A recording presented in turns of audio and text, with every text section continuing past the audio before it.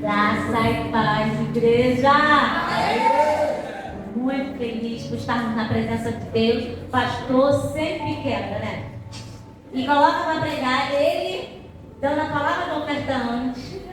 E essa dança abençoada, gente. Já podemos ir pro céu, gente. Que glória é essa? Deus está presente. É muito bom adorarmos juntos ao Senhor. Mas eu queria começar essa palavra com um breve testemunho que está relacionado à última vez que eu tive a oportunidade de trazer a palavra. E falava sobre coração, e o Senhor colocou no meu coração, está muito redundante, mas vocês vão entender, que eu deveria falar sobre o coração órgão. Quem lembra? E que eu falei que nós precisávamos, e eu falei, você fala pro teu irmão para ele procurar um médico. Quem lembra disso? Fala para ele procurar fazer.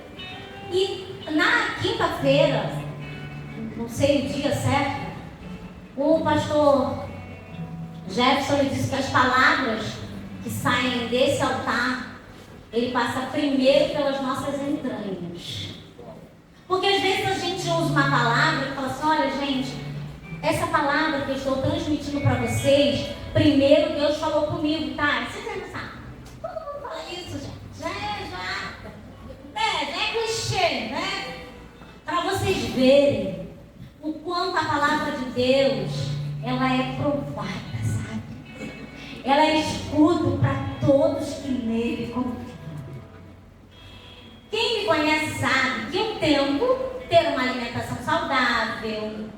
Meu sobrinho, essa semana, ele falou, tia, eu sou pipoca, nem sal leva. Porque lá em casa eu falo que é encher de sal, mas na casa de vocês. Aqui vai comer sem sal. Comecei, falo, gente, hoje não vou.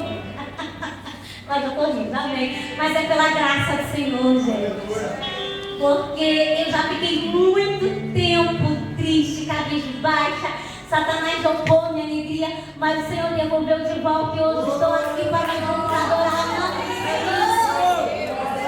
Porque a alegria dele é a nossa força. E na quinta-feira seguinte, meu marido passou mal, fomos para a emergência, a coluna dele travou e eu falei, vamos logo fazer um check-up. Fui junto com ele, falei, vou marcar cardiologista, já ia marcar, falei, marco logo, fui eu toda assim, né? O exame dele vai dar todo, né?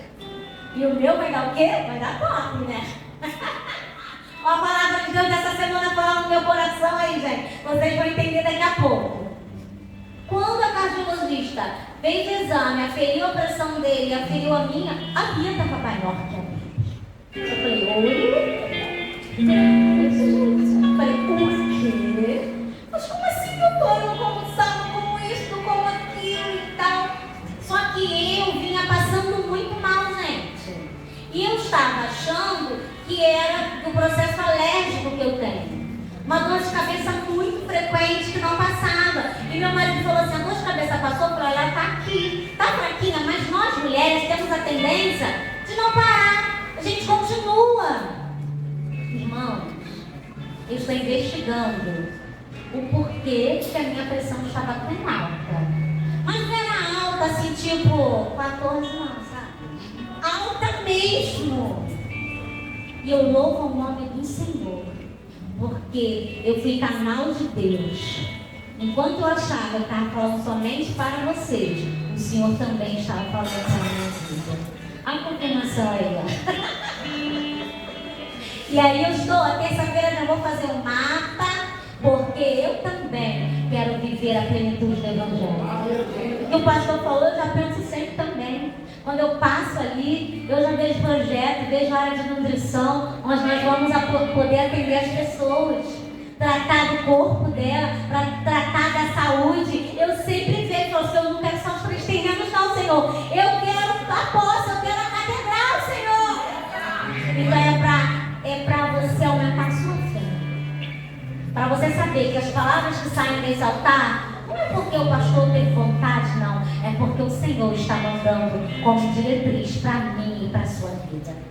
Eu já queria convidar você abrir o seu coração, porque hoje nós vamos falar de um coração quebrantado. Abra sua Bíblia no livro de Tiago 4. Nós vamos ler. O nosso horário hoje está corrido. Eu prometo que vou ser o mais rápido possível, porque, gente, acho que Deus já falou tanto com a gente, né?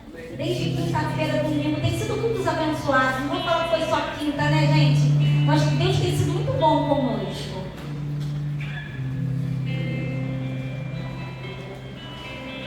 Por gentileza, põe na versão NVI.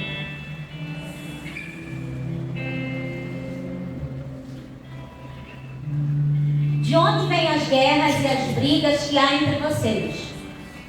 Não vem das paixões que guerreiam dentro de vocês? Vocês conquistam coisas, mas não as têm. Matam e invejam, mas não conseguem obter o que desejam. Vivem lutando e fazendo guerras, mas não têm porque não pedem. Pedem, mas não recebem, porque pedem com mais intenções. Vamos falar de novo. Pedem, mas não recebem, porque pedem com mais intenções, com o fim de gastar nos seus prazeres. Só Samuel falou, ouvi só a voz de Samuel Nóbrega. Amém, Senhor. Obrigada. Eu sei que você me ama. Falou, né? Já não, coraçãozinho. Mas agora todo mundo, tá? Vamos ler o próximo versículo, hein? Não vamos deixar Samuel Nóbrega falando sozinho, não. Adúlteros. Vocês não sabem que a amizade com o mundo é inimizade com Deus? Portanto, se alguém quiser ser amigo do mundo, faz-se inimigo de Deus. Pode passar para o próximo. Ou vocês acham que é sem razão que a Escritura diz que o Espírito que Ele faz habitar em nós tem forte ciúme. Agora, gente, eu quero que vocês leiam, que eu nem vou ler, vocês vão ler sozinhos esse versículo 6, vocês vão ler muito sozinhos, vocês vão ler muito lindo, muito maravilhoso, bem alto, porque é a palavra que o Senhor quer marcar nos nossos corações essa noite. 2, 3. Ele, porém, concede-nos graça maior. Por isso diz a Escritura: Deus se opõe aos orgulhosos, mas concede graça aos humildes. Por isso diz a Escritura: Deus se opõe aos orgulhosos, mas concede graça aos humildes. Senhor, esta é a tua palavra. Nós adoramos, cantamos, nós estamos aqui alegres, porque estamos na tua casa. Pai, escuta essa palavra nos nossos corações. Não deixe que nada venha impedir, Pai, com que nós sejamos lavados, impactados pelo poder do teu Espírito Santo. Que nós sejamos sarados e direcionados dentro daquilo que o Senhor quer para as nossas vidas. Retira de nós, Pai, por meio da tua palavra, as nossas arestas, as nossas falhas, as nossas imperfeições. Fala aos nossos corações, em nome de Jesus. Amém.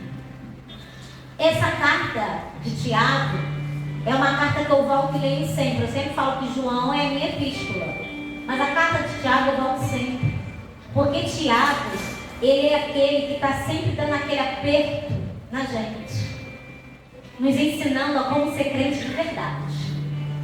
Eu gosto sempre de falar que eu amo ler e também amo ler a Bíblia. Eu sou amante da leitura. E eu não consigo ler o texto bíblico, os textos da Bíblia de forma romântica. Nós estamos falando da carta de Tiago, que foi escrita pelo Tiago, irmão de Jesus. Logo após Jesus ter morrido, começar a perseguição do povo de Deus, eles foram dispersos, que foi já um plano, um projeto de Deus, para que o Evangelho fosse propagado, porque tem momentos, situações que Deus nos tira da nossa comodidade, para que nós façamos o que Ele quer, para que nós vivamos o propósito vida deles, para o que Deus tem para a nossa vida. Porque se os discípulos continuassem parados no mesmo lugar, eles não cumpririam o ide de Cristo Jesus. Então Deus permite uma perseguição que faz que a história vai chamar de diáspora, como houve depois, mais tarde. Cada um vai seguir para um lado, correndo de medo, mas por onde ele passa, ele diz: não tem o mestre, não tem o Messias. Ele veio, ele morreu, mataram ele, mas eu quero te dizer uma coisa: ao terceiro dia ele ressuscitou. E quanto mais eles fugiam, mais cristãos eles faziam. Só que na minha e na tua caminhada, quanto mais contato nós tivermos com o Evangelho, mais nós vamos perder de nós para dar espaço para o de Deus. No Evangelho, repita comigo: eu preciso perder muito de mim para receber mais de Deus. O Evangelho, ele precisa gerar mudança, ele precisa gerar transformação. E aí Tiago, como pastor daquela igreja, líder, fundador da igreja de Cristo na terra, ele precisava admoestar, precisava aconselhar. Não estou dizendo que ele era grosseiro, mas você imagina um texto desse, com essas palavras que foram traduzidas para nós, que tem palavras fortes, que o tom era: então, volta lá no iníciozinho para vocês verem. Lá no início. Ele já começa chamando ele de quê? Um elogio, né? Adúlteros. Ele diz, ó, quem está escrevendo, ele se apresenta, é motivo de grande alegria, as considerações, né? O normal que nós fazemos em sociedade, aquela pessoa educada. Mas eu estou aqui para dizer a palavra da verdade para vocês, não posso enganar. O caminho que vocês estão andando, se vocês continuarem, vocês não vão receber de Cristo filhos para a vida de vocês. E aí ele fala, vocês não se entristeçam pelas grandes provações. Considerem o motivo, não, querido, desculpa. Era o 4, só que é o 1. É o que a gente estava mesmo, só que é o versículo 1. Tiago 4, só que é o 1. Isso, ao vivo, gente. Tá aqui. Isso, 4, 1. A gente leu, Tiago 4. Ele está perguntando: de onde procedem as guerras e as contendas que vêm diante de vocês? Ele já chega assim, porque no início lá, ele cumprimentou. Mas agora eu quero saber de onde está saindo essa guerra e contenda que está no meio de vocês. A igreja primitiva, gente. Aquela igreja que muitos dizem para mim e para você: aquela igreja primitiva, aquela igreja perfeita. Essa aqui? Por isso que eu não piso mais numa igreja, porque a igreja primitiva era a igreja perfeita. Aqui na casa de Deus, no Fruto e Vida, você está aprendendo a verdade da palavra de Deus para você ter argumento e para você mostrar que, como diz aí, Jesus não passou pano em nada. Ele mostrou que a igreja do início também era feita de seres humanos, cheios de falhas, mas se nós deixarmos o Espírito Santo agir, nós vamos produzir frutos do Espírito, frutos dignos de arrependimento. O que Paulo está dizendo é: vamos descobrir onde é o foco, para podermos mudar e nos arrumarmos diante daquilo que Deus quer para mim e para você. Vamos descobrir onde é que é o foco, onde é que vem as paixões que estão dentro de nós. Que eu faço pensar, e esse assunto, meu marido tinha que estar aqui. Fulano tinha que estar aqui para ouvir essa palavra. Vai falar disso, de orgulho, vai falar de paixão. Fulano tinha que estar, mas eu aprendi algo. Se sou eu que estou aqui, é porque eu preciso ouvir essa palavra. Porque tem algo dentro de mim que ainda precisa ser tratado por essa palavra. E Tiago, ele vai pregar a esses crentes e vai relatar diretamente com esses conflitos que tem ali. Tratar a igreja. Porque a gente não pode fingir que ele não existe. Existe, amém? Falar de comunhão é um desafio, mas é edificante, porque faz com que nós joguemos luz nas trevas. Talvez no início do ano você e eu pensamos: o ano da comunhão, mas eu pensei que era o ano da minha bênção. Pensei que esse ano, pastor, eu vim com esse tema, o ano Mas quem disse que não é por meio da comunhão que vem a bênção e que vem a vitória?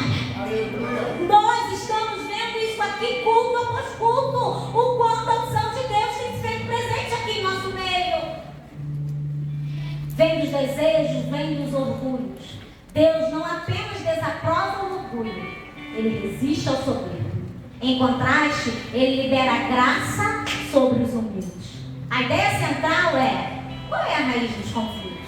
O orgulho cria resistência espiritual. Diga, o orgulho cria resistência espiritual. Mas o que é o orgulho? O orgulho é um sentimento de satisfação, autoestima ou honra por feitos próprios ou alheios. Esse é o orgulho positivo.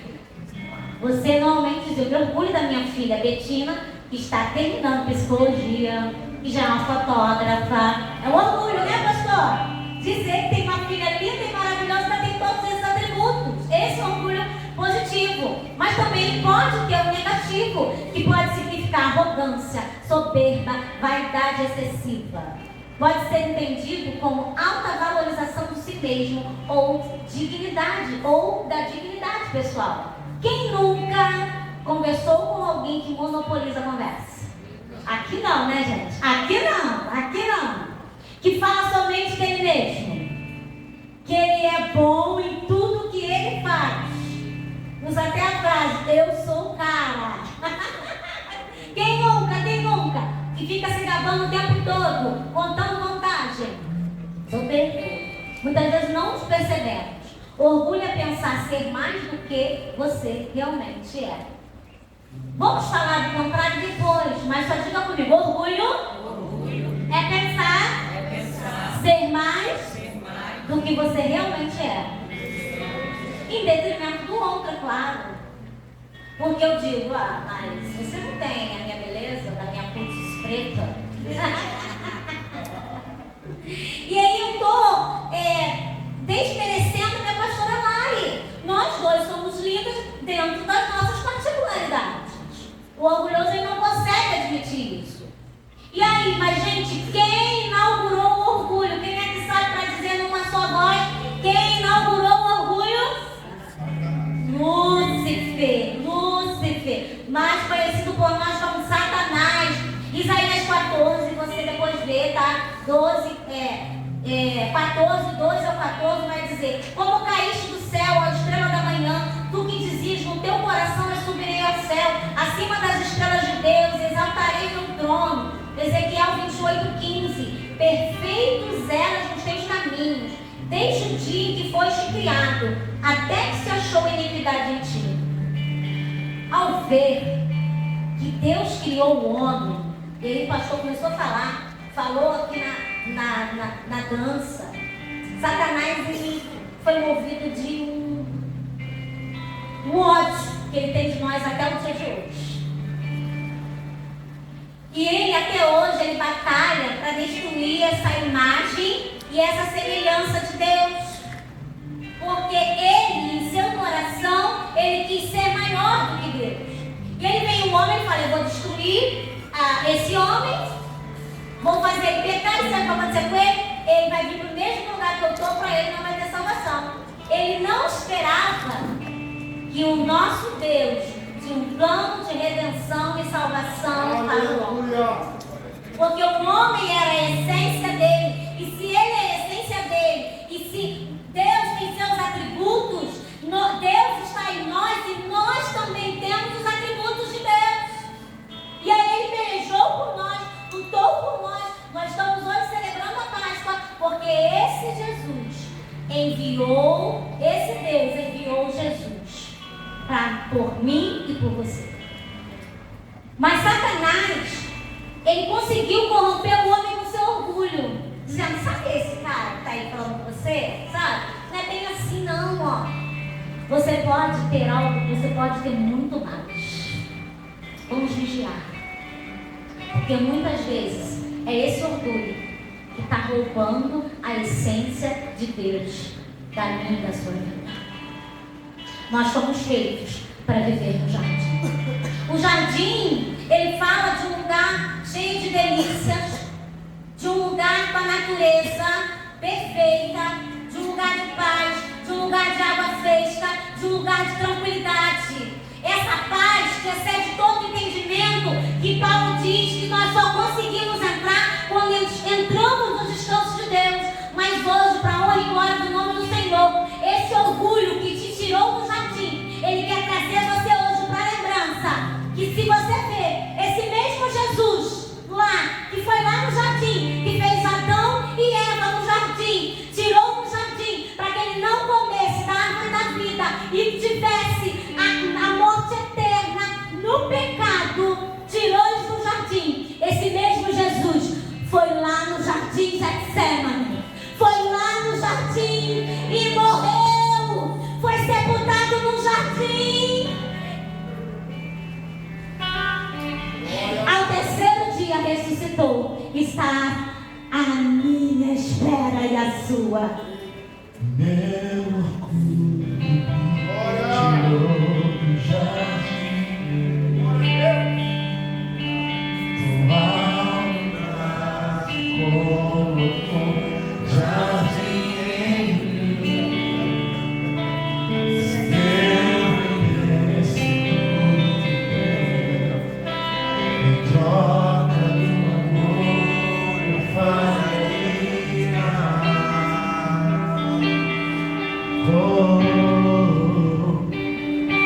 Pois o amor não se compra, nem se merece, o amor se ganha, de graça ou recebe. Eu quero conhecer Jesus. Eu quero conhecer Jesus e ser achado. Eu quero conhecer Jesus. De onde o seu orgulho te tirou, hoje está te tirando. O orgulho tirou Adão e Eva do jardim, tirou a nossa humanidade, e hoje nós temos o sangue de Jesus que nos lava e nos purifica de todo o pecado. Mas o Senhor nos convida a fazermos essa aplicação hoje. Na tua casa, de onde esse orgulho lá dentro está tirando da sua casa? O que está roubando de você? Lá no seu trabalho, de onde esse orgulho está tirando de você? Você sabe como tratamos aquelas pessoas aparentemente abaixo de nós, diz muito sobre quem somos e como nos acolhemos, como está o nosso orgulho. Eu vou colocar esse abaixo de nós com muitas aspas, tá? Primeiro, que é difícil ter alguém abaixo de mim, né? Na estatura.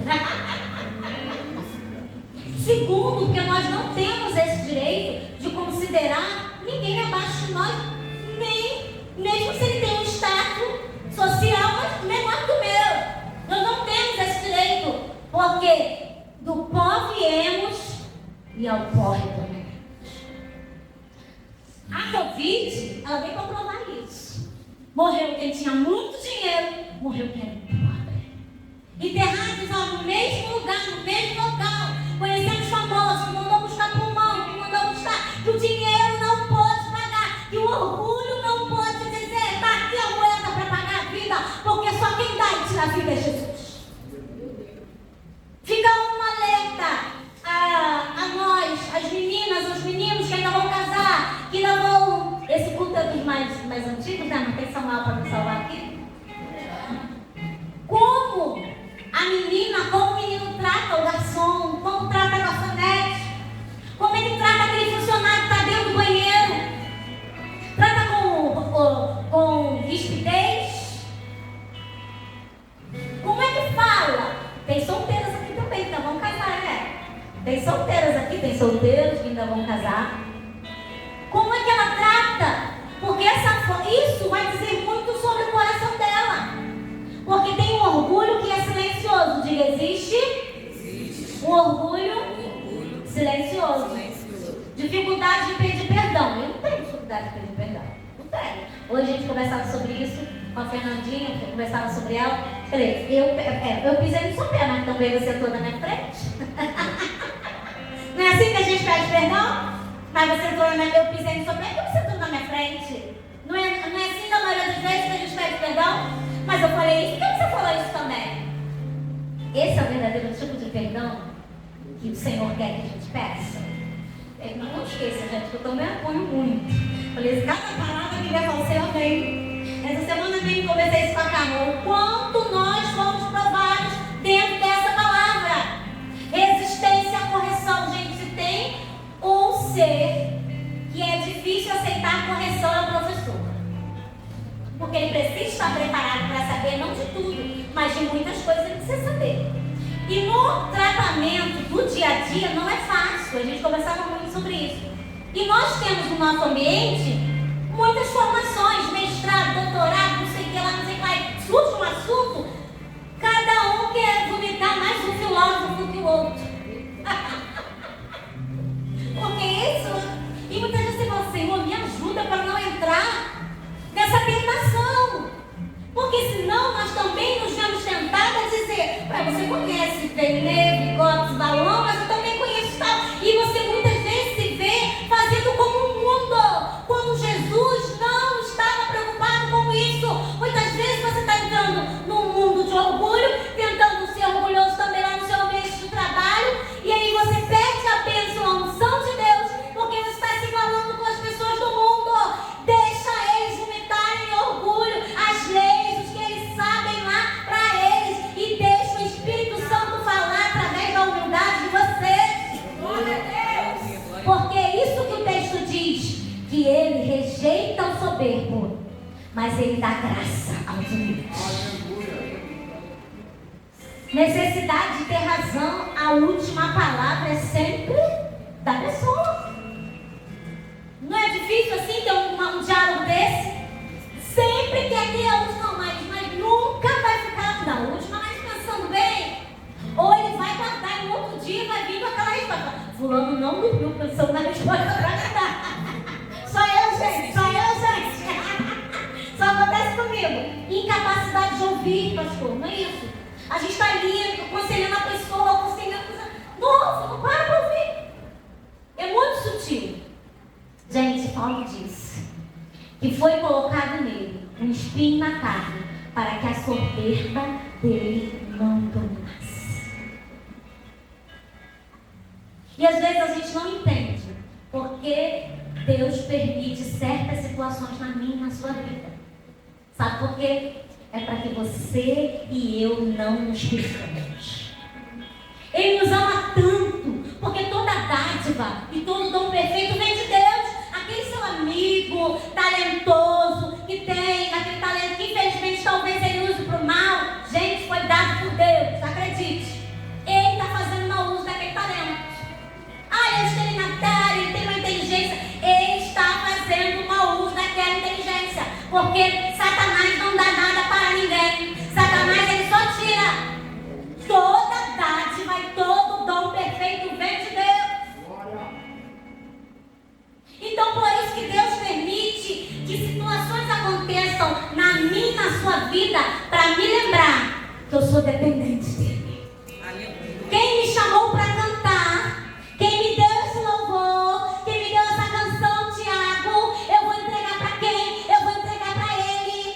A minha melhor canção, o meu melhor agudo, a minha melhor dança, eu vou tributar ao Deus dos deuses. Aquele que é um Deus todo-poderoso, porque eu não tenho nada, mas Ele é tudo. Se eu me humilhar diante do teu altar e sacrificar aquilo que me custar, tu inclinarás teus ouvidos ao meu clamor. Adora o Senhor, entregue para Ele o melhor que você tem. No centro do teu querer, me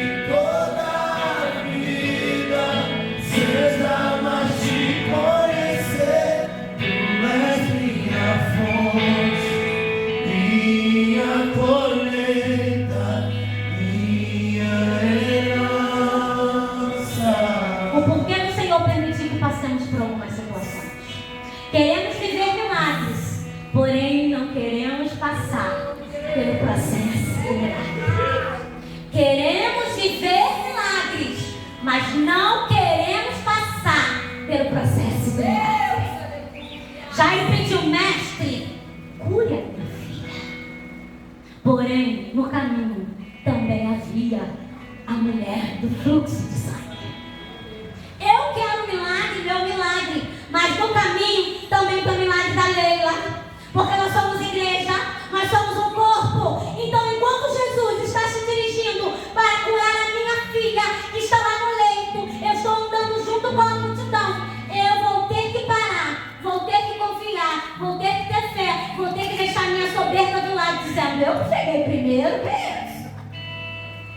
Como é que vem essa mulher? Do nada, tem um amigo que diz do Neida, do nada, e para o mestre que está atrasando para que ele chegue para curar minha filha. Como é que está o teu coração quebrantado para poder aguardar e se alegrar com o milagre do teu irmão enquanto você espera o seu milagre chegar? Porque já a filha dele estava numa cama morrendo. E ele viu uma mulher se quebrantar.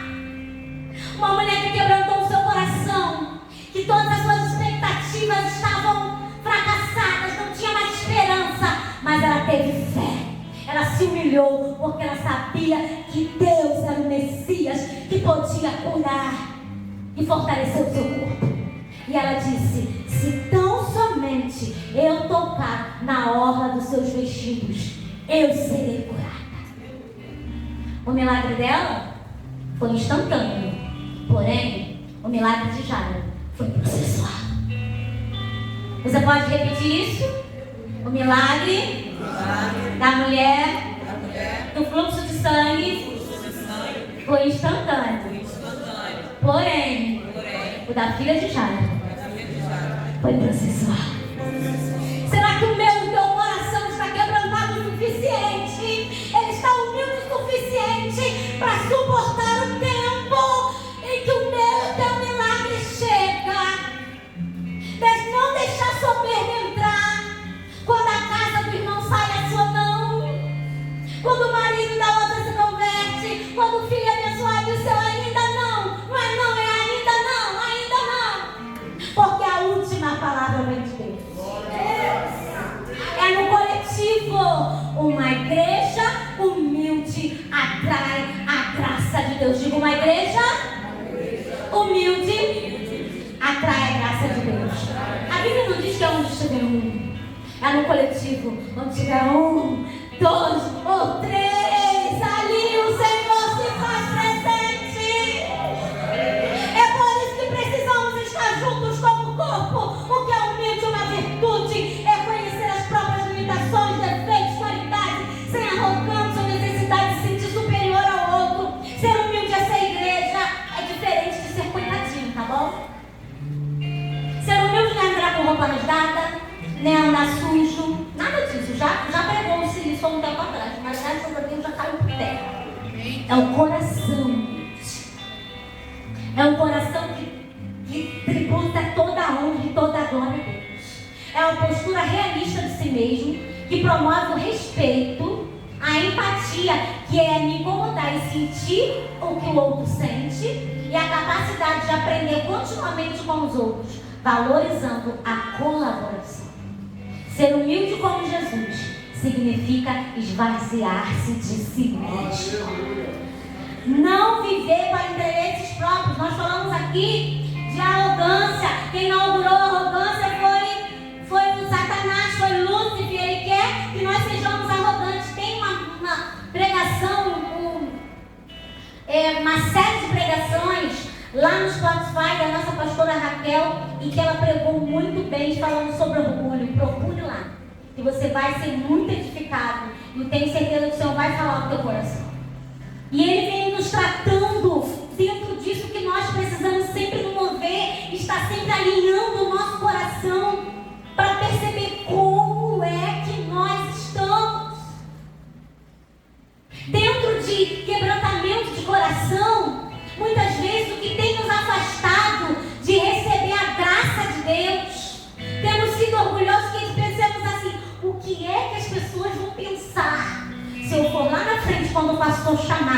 e eu me erguer diante do altar. O que é que as pessoas vão pensar se eu der brado de vitória, se eu der um aleluia alto? O que é que as pessoas vão pensar? E a gente fica preocupado com a nossa reputação. Sem reputação, fica preocupado com a tua reputação e você não vai receber a unção de Deus. Você tem que escolher ou a reputação diante dos homens ou a unção de Deus diante das pessoas. Eu fico com a unção. Para terminar, Jesus estava aqui na terra, aproximou-se dele um centurião, que era um homem que ele tinha debaixo da sua autoridade 100 homens de guerra. Ele mandava. Ele não foi como Jairo procurar Jesus para curar sua filha, não. Porque é fácil a gente querer buscar, porque a gente ama, né? Toca na nossa família, toca na nossa carne. Mas o Senhor te convida para você olhar para o teu servo, para você olhar para aquele que talvez nem mereça que você olhe. Ai, Senhor, é desse jeito. E ele diz, ele para o mestre e diz: mestre, o meu servo, funcionário dele, está morrendo. Talvez você e eu, ele foi para o céu. E aí ele se dá conta dos pecados que ele tinha, porque ele era romano, servia o Império Romano. Ele não poderia estar falando com o judeu. E ele estava ali naquele momento, descendo do seu orgulho em várias etapas. Porque ele era um guerreiro. Ele era um centurião, ele era um chefe, ele tinha status, ele tinha poder. Ele não se importou com o status que ele tinha, ele não se importou com o poder. Ele também estava descendo, falando com o judeu, mas ele priorizou a humildade, a fé, que ele ouviu falar que aquele simples judeu tinha o poder de curar. E aí, ele sabia que Jesus ia até as casas que curava. E aí ele falou assim: não, faz o seguinte, a minha casa, ele deve ter lembrado quantos deuses tinham lá, porque eu imagino isso, tá? Ele serviu a muitos deuses.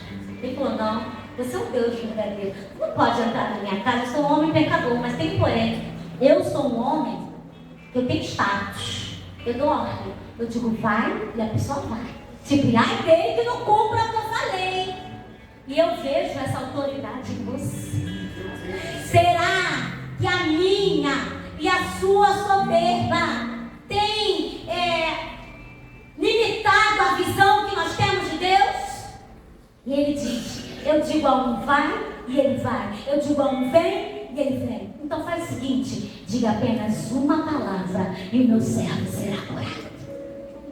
Sabe quantas vezes a gente é arrogante? Quando eu falo assim do meu Senhor: Deus, como, por quê?